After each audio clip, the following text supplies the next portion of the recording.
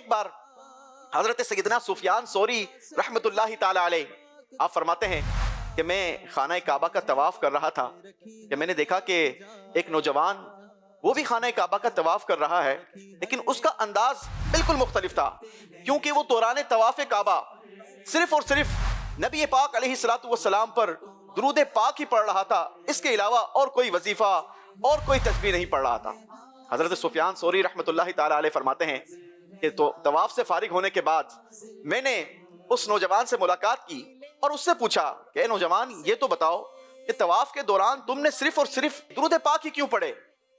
تو وہ نوجوان کہنے لگا کہ مجھے یہ بتائیے کہ آپ کون ہیں جو آپ مجھ سے یہ سوال کر رہے ہیں؟ تو آپ نے فرمایا کہ میرا نام سفیان ہے۔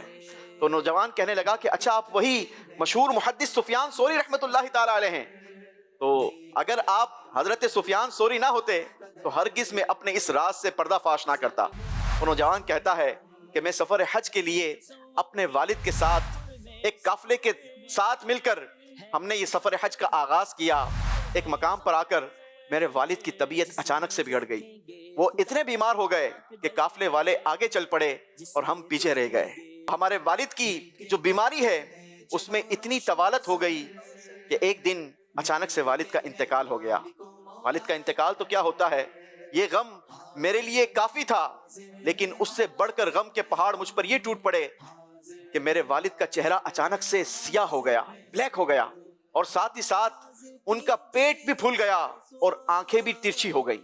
میں بڑا پریشان ہوا اور اسی پریشانی کے عالم میں اچانک سے مجھے اونگ آ گئی، میری آنکھ لگ گئی اور خواب ایک بزرگ ہستی کو میں دیکھتا ہوں جو بہت ہی خوبصورت چہرے والے، نورانی چہرے والے، بہت ہی پیارے اور مبارک ان کا ڈریس تھا۔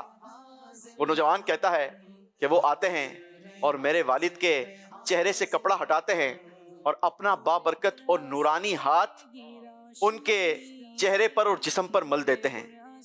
ان بزرگ کا ہاتھ کے ملنا تھا کہ میرے والد کا چہرہ اچانک سے 14ویں کے چاند کی طرح روشن ہو گیا اور ان کا جو پیٹ پھولا ہوا تھا وہ پیٹ بھی درست ہو گیا۔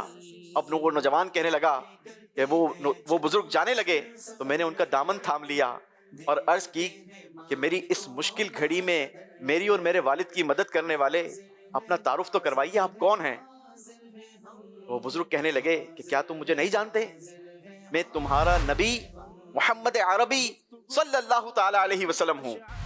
اب وہ نوجوان کہنے لگا کہ میرے والد پر اس تکلیف کی گھڑی میں، اس مشکل گھڑی میں یہ کرم کرنے کی وجہ، نبی پاک علیہ الصلوۃ والسلام نے ارشاد فرمایا، گرچہ تمہارے والد گنہگار تھے لیکن یہ مجھ پر کثرت کے ساتھ درود پاک پڑھتے تھے، ان کے درود پاک کی کثرت کی برکت تھی کہ آج ان کی اس مشکل کو اللہ پاک نے آسان کر دیا ہے۔